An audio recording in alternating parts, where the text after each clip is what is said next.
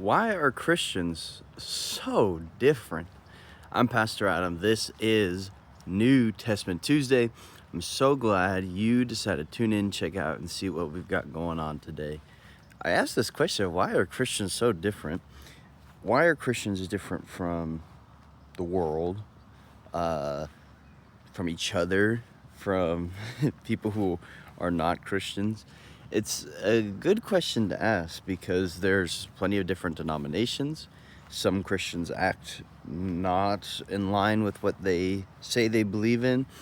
And so that begs the question of what are Christians supposed to be like, do, think? And so I want to take your attention to Galatians chapter 5, verse 24, where Paul says that those who belong to Christ have crucified their flesh, its passions and desires. And so, what does that mean?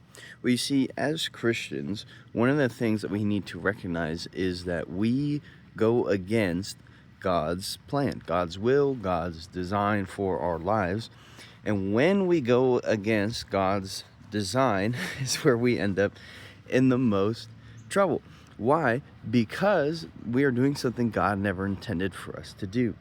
And so, what I say to Christians everywhere, to those who don't believe in Christ, is why do we act the way we do, and why do we seem different? Because one, we are trying to be not ourselves. We are trying to be like Christ.